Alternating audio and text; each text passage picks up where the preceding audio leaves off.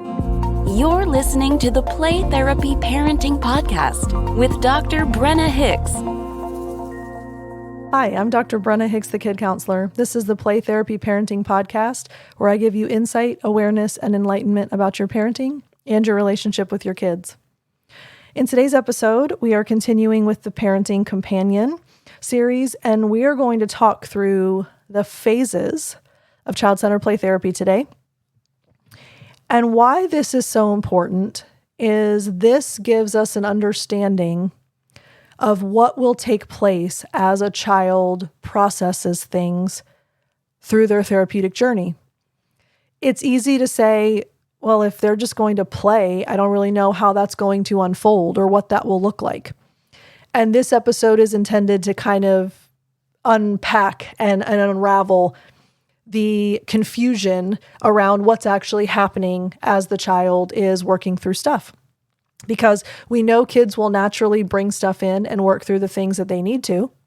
We trust that they know the things that they need to address. But it is actually very systematic in nature, and it has a prescribed process. So that's what I want to make sure that we kind of discuss, because it can be overwhelming to make sense of something that doesn't seem to have any kind of framework. But the child-centered therapy process very much has a framework, and there are 4 phases, and we'll look at each one at a time. So the first is the initiation phase. Essentially what that means is when you reach out and say, I really think that play therapy would help my child, and you meet with your play therapist, they are going to share with you the process, but you are the only one that's had a connection with them at that point. So the first time the child comes to a play session with you, you are still a stranger to them. So therefore, there are quite a few weeks that are spent, usually an average of around 5, sometimes less, but we're looking at an average of 5 or so weeks spent in initiation phase, which is essentially the child is getting to know you. The therapist is getting to know the child. The child is starting to feel more comfortable. The child is building a relationship, making sure that there's trust established, making sure that there's a bond that is created. There's rapport that's a factor. Everything about this process comes back to a solid relationship. The therapeutic relationship is the most important factor in child-centered play therapy. So children usually spend upwards of 5 sessions getting to know the therapist and feeling comfortable and safe and ready to move into deeper stuff. Sometimes we call it the honeymoon phase, if you will, because the first few weeks, children are usually on their best behavior and they really want the therapist to like them. And so there's kind of this expectation of, I'm going to be sweet and kind and obedient and whatever, and that can only be sustained for so long. But that is still the development of relationship, because a stranger in a strange place, in a strange room, is not necessarily conducive to a child opening up and having the willingness to be vulnerable. So initiation, upwards of 5 weeks, that's the first phase. Second phase is resistance. This is the one that parents like the least. This is the one that therapists prepare parents for the most, because resistance is something that happens in any person's therapeutic journey. I know many of you have been in therapy yourselves. Every single person hits resistance in therapy. Every single person has that fork in the road where you're working on stuff and you come to this crossroad and you say, do I really want to dive into this deep, dark junk?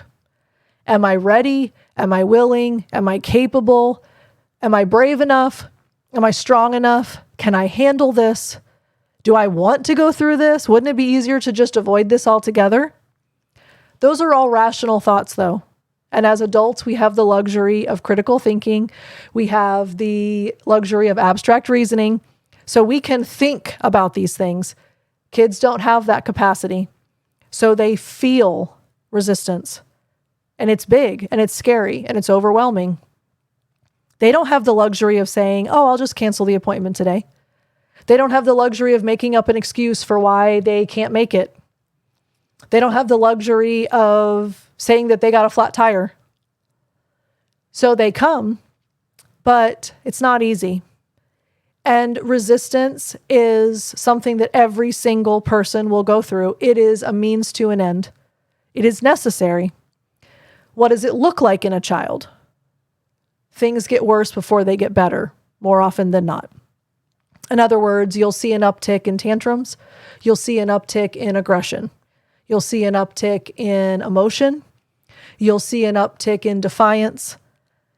It's not in every environment necessarily. Sometimes it's only in the playroom. Sometimes it's only in the classroom. Sometimes it's only in the home. Sometimes it's only with friends. It's not necessarily universal, but we absolutely see a change in the child's behavior. Because essentially what's going on is they don't like something. They don't feel equipped to handle something. They're just not really sure exactly what that something is. So they resist, as we all do. Being vulnerable is scary, and therapy requires vulnerability. So when they resist, it is necessary. It's appropriate. It makes sense. So you need to be prepared as a parent that things might get a little bit sideways for a week or two. Resistance is not typically long. It's usually 1 to 2 weeks. In rare cases, it goes a little bit longer, but it's a temporary means to an end, and it's necessary. And quite honestly, we celebrate it because when we hit resistance and when the child works through it, we know that we're ready to move into the work phase, which is where change takes place. And so resistance gets us there. It's a little bit tricky, it's a little bit ugly, it's a little bit messy, but once we move past resistance, we know that we're ready to dive in, and this is where healing and growth and change takes place. So then the work phase, which is where we spend the bulk of our time. Almost the entirety of the process of therapy with child-centered play therapy is spent in work. Why? Because this is when kids are addressing their issues. Whatever themes need to emerge, whatever symbolic play needs to take place, whatever issues need to be addressed, whatever skills need to be gained and acquired, whatever they need to work through that they're confused about or concerned about or stressed about or overwhelmed by, whatever the scenario is, it's going to come up in work phase. And this is the area during treatment where you're going to see change. And here's the caveat or disclaimer, if you will.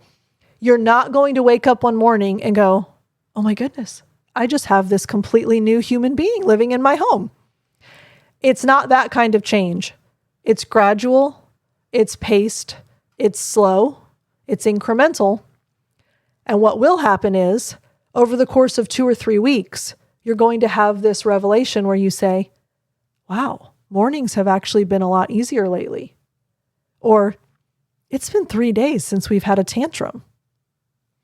So you're going to reflectively look back over a time period and realize that you are seeing improvement. You are seeing change. You are noticing growth. It's not a magic pill. It's not a silver bullet. It doesn't happen instantaneously. Why? Because most often it's taken us a really long time to get to where we were.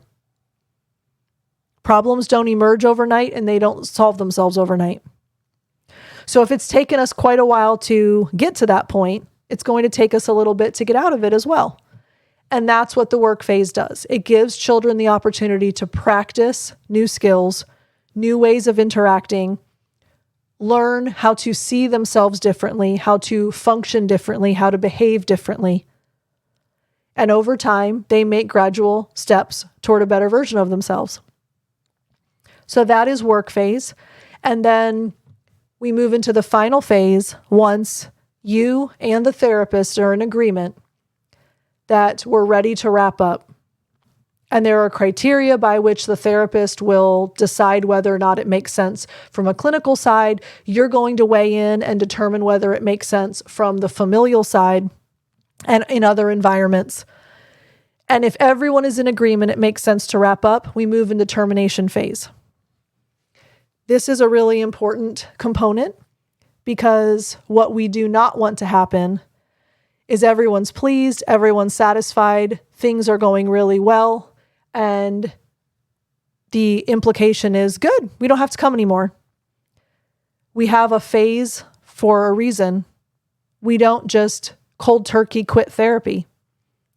That's extremely difficult on a child. It does not allow for a child to process the closing of therapy. It does not allow the child to process the closing of the relationship that they've built with the therapist. In most cases, kids have spent an hour each week with a therapist for a long time.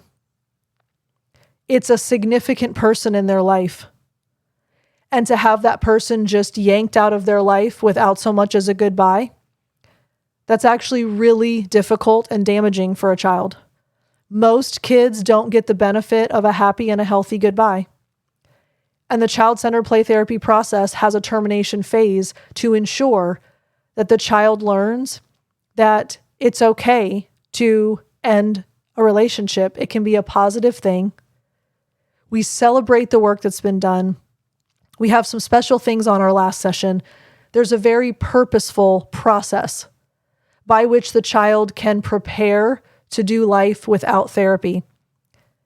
They often incorrectly think that the reason why they feel better is because of the therapist. They feel better because of the work that they've done, but they need to prove that to themselves. And they need to prepare for the loss of that connection. They will actually grieve the ending of the relationship and therapy. And we give them 5 or so weeks to do that. So that is the termination phase. So hopefully that gives you a sense of what the process is going to be like when you pursue therapy. And it's very scripted on purpose because we know that following these phases is the path to the child becoming a better version of themselves. So every single phase serves a function. Every single phase serves a purpose.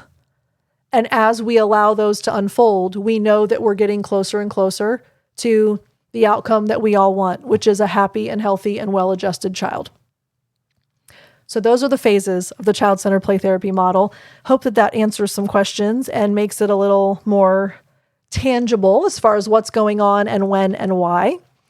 And we're going to continue with this series next time. I would love to hear from you all. If you want to send me a question, send me a thought, say hello. I read every single email. I do not have someone that filters them.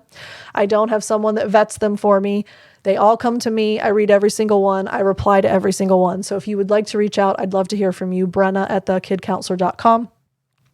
For those of you who are in the throes of difficulty with your kids, whether you're working with a therapist or not, I hope that this is encouraging you to realize that there is hope, there is help, and there is an empirically supported, effective method that allows your child to work through the stuff that they need to. And find a child-centered play therapist in your area if you haven't already. It will change your child's world, it will change your world, and it will change the future. That's one of the greatest gifts that we have as child-centered play therapists is we see the long-range impact that child-centered play therapy has because it's not just the immediate, it's long-term as well. So there is hope. Transformation is possible. And child-centered play therapy is one of the ways by which you can get to the outcome that you want for your children and your family. So I love you all. Appreciate you spending time with me each week. We'll talk again soon. Bye. Thank you for listening to the Play Therapy Parenting Podcast with Dr. Brenna Hicks. For more episodes and to subscribe to our newsletter, please go to www.playtherapyparenting.com.